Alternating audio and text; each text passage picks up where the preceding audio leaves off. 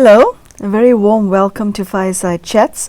I am Magla Pillay, and today we will be taking up the subject of being true to yourself.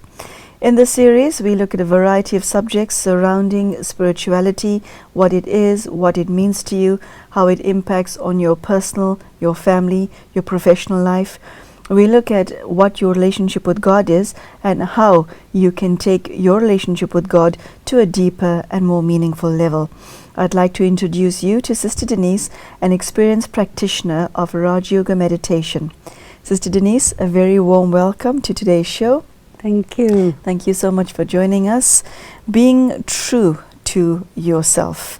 As simple as that sounds, I think there are millions across the globe who have a problem in this department.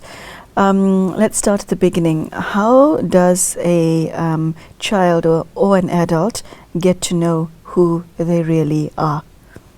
I think people have a lot of difficulty with this because the external moral authorities, the parents, the teachers, the religious leaders usually give messages to the children to the effect that whatever it is they are from the inside is somehow not okay.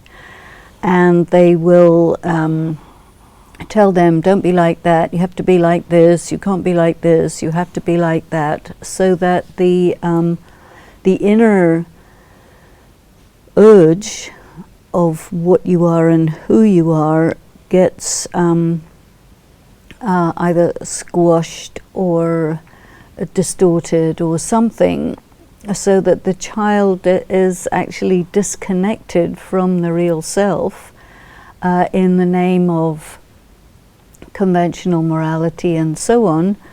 And then pretty soon the child no longer has access to that. Or many people experience different kinds of traumas, different kinds of violations, different sorts of violence, which also disconnects a person from the true self, because you get pushed into having to cope with a situation that is really unhealthy, and then you develop coping mechanisms which subsequently become character defects. So the work of getting back to yourself can be quite a big piece of work. Sister Denise, how do you begin this process of self-discovery? I think that there has to be something in your life which tells you that the way your life has been going so far is somehow hollow or empty or painful or uncomfortable, or it doesn't have meaning, or it doesn't correspond to something within yourself. And then this awareness actually causes the person to try to find out who they are and what they are. And they may try all sorts of different ways, and hopefully eventually they can arrive at the self. It can't possibly be a day's work, can it? There's a lot of energy that needs to be put into rediscovering yourself. And the image that comes to mind when I say this is an onion. It's almost as if human beings are locked inside or underneath layers and layers and layers of I'm not sure what. Yes, I think that for a lot of people, actually possibly even we could say for most people, your whole life's work is to find yourself. And if you are lucky enough to receive validation for who you are from the beginning, then of course that's not so difficult, not so painful. But then for some people who have been invalidated from the beginning, that can be a really big job. Yeah. Mm-hmm. Okay. Now, Sister Denise, learning to discover the self is one thing, and then being true to yourself is the second part of that. What does it mean, not just theoretically, but in reality? Well, you know, one thing is that when you get born, it's not necessarily the first time around. most people actually reincarnate quite a bit. And so that by the time you are born in this life, there's been a lot of things to actually make you untrue to yourself. And so when you start in this life, you're dealing with the things of this life, but you're also having to deal with accumulated forms of falsehood from perhaps former lifetimes. So, to really find the true self is very deep. And it is a spiritual journey. There's only one being who knows who you are, and that's God. We draw our identities from many sources, from things and from people, mainly from parents, and then siblings, and then religion and culture, and also this. How much of that is real? And by real I mean permanent. How much of that is permanent? Well, anything that is material is impermanent. So what the spiritual knowledge says is you are a soul, you are not material, and all the things that are around you that are material, that tell you that you are this, they are not really telling you the truth. So to pass through all those layers and find the realness, the trueness about yourself involves going really very deep inside. So the essential quality of a self is you're pure, you're loving, you're peaceful, you're powerful, you have value, you have meaning, you belong to God, you have a purpose. And so you have to get in touch with that. And then in the state of connectedness with your inner being, engage in the day-to-day world at all times with this idea of being true to that inner being, you see. And the thing that prevents you mostly is what we call the false ego. Someone will tell you, well, you belong to this family, and this is your status in society, and this is your importance, and this is how you can expect to be treated, and then sometimes it plays out like that, but very often there are many things that happen that are not pre-planned, you can say, and a person will find themselves sooner or later really living a lie. And so the this famous Shakespeare quote that is often used, "To thine own self be true," comes from a father telling his son what he needs to know before he sets off to foreign countries where he's going to have to really look after himself. So in a way, it's at the point where a person starts to take care of themselves, they become mature, they become adult, and so, okay, now what do I do? Well, the first thing you have to do is to be real, is to be true to yourself. And so it's not something that you really do as a child, it's something that you need to do as you step into adulthood, as you step into responsibilities, as you become responsible for yourself. Yes, Denise, I want to look at a classic example of one of the things that unfolds in the world today. Marriage. Somebody who's 20 differs in mind and in character from somebody who's the same person, changes from 20 to 25, and thereafter 25 to 30, and thereafter 30 to 35. So if you, for example, fall in love with somebody when you're 21 and believe that this is the person that you want to spend the rest of your life with, and then eventually end up marrying that person at, say, 26 or 27, one can wake up at 35 and think, oh my God, what have I done? Okay, it's the case that because people undergo so much of change through in your 20s, that you become somebody that you don't necessarily recognize in your 30s. So if you make promises to somebody in your 20s, it's a lot of people find it difficult to keep those promises in their 30s. But my point is, they're being true to who they are at the time, and then that truth changes. Well, you could say that, but there are other factors involved. When you fall in love with somebody, there is a physical attraction going on.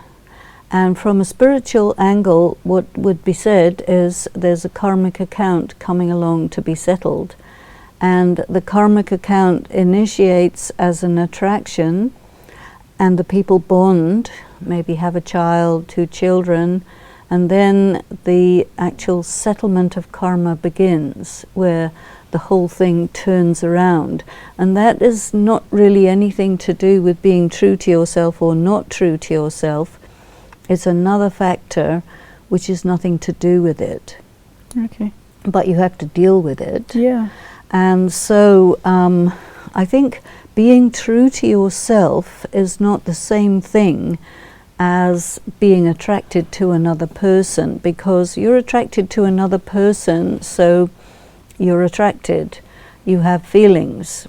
Now, if you're very wise and very far-sighted, you will make your relationship based on a lot of things other than physical attraction. If you operate only on the basis of physical attraction, then it means that you only know yourself at a very superficial level. So you're not really being true to yourself, you're just being true to your feelings of the moment, but yourself is a lot deeper than that. Mm. So, you know, when you're talking about... Hold on. Say that again. You're only being? Well, if you're being true to your feelings, you're true to yourself only at a very superficial level. Ah, yes. So that means you being, your awareness of yourself is superficial. That's right. Okay. And so you can't really be true to yourself if you don't know what yourself is, if you haven't made contact with yourself at a much deeper level. And you see, you know, life, you mentioned, you go through a lot of changes every 10 years, 5 years, whatever it is. But the whole thing of life is you're making a lot of discoveries. And when you get married, you're entering into a contract. And when you enter into that contract as a young person, you really don't have too much idea what's involved. So as you move forward in your life, you start finding out that things are not quite so easy as you thought, they're not quite so straightforward as you thought, and that you require a lot more strength, wisdom, and so on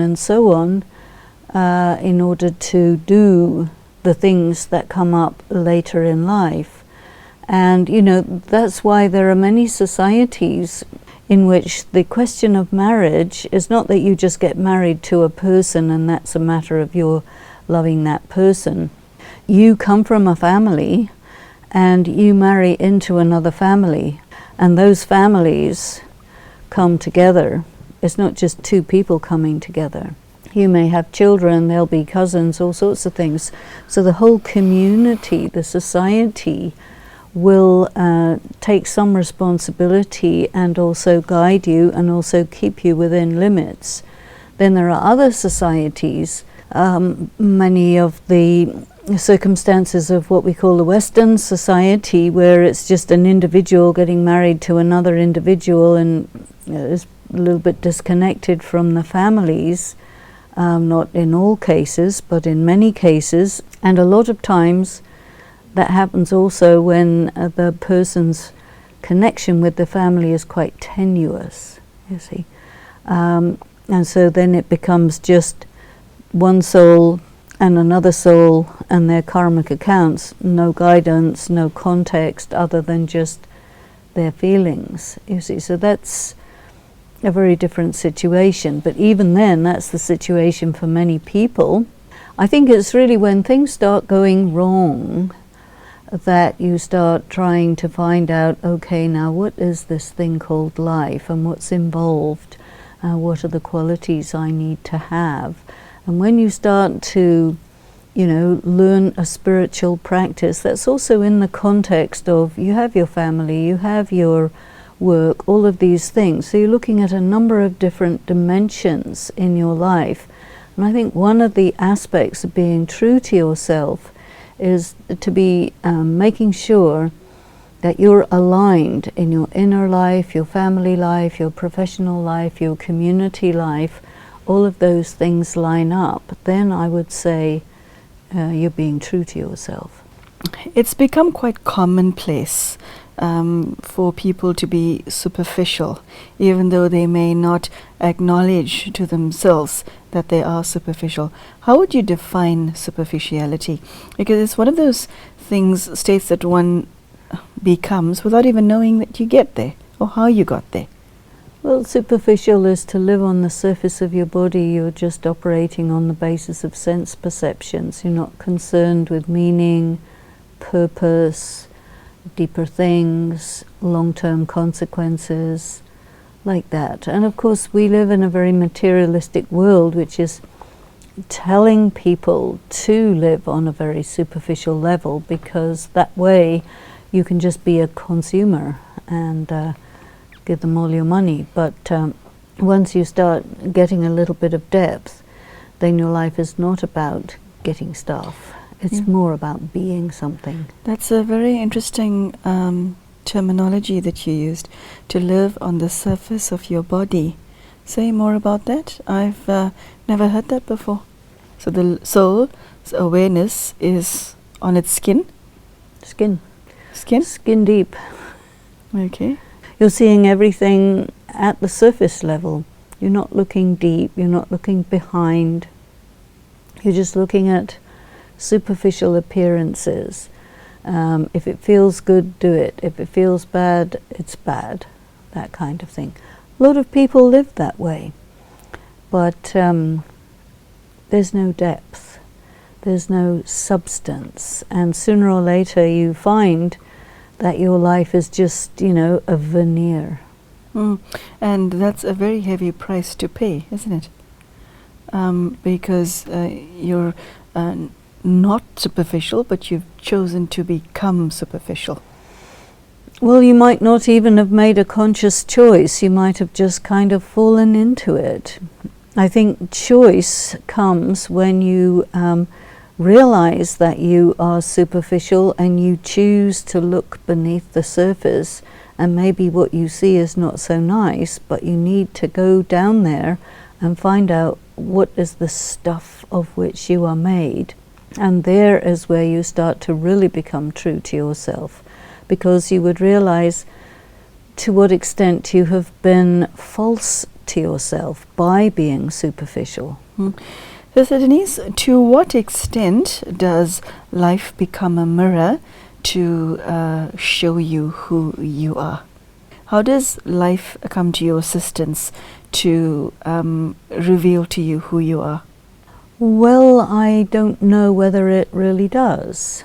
I think to find out who you are, life is more like a backdrop, and finding out who you are is really an internal journey, and an observation of yourself, how you operate in different circumstances. We have this expression, I know who you are. That means I know what are the deeper motivations that are driving a person, whether they're honest, whether they're not honest, whether they're clean, pure, or whether they have a very different agenda from what is being presented. It's more like going behind the surface appearances. You mentioned God earlier. How does he come to the assistance of somebody who is interested in self-discovery to your essence or to your core? Well, I don't know whether God really comes to your assistance. A person says, I don't know what my life is about. They start to look for themselves, look into themselves, look beneath the surface. They start to question what life's all about.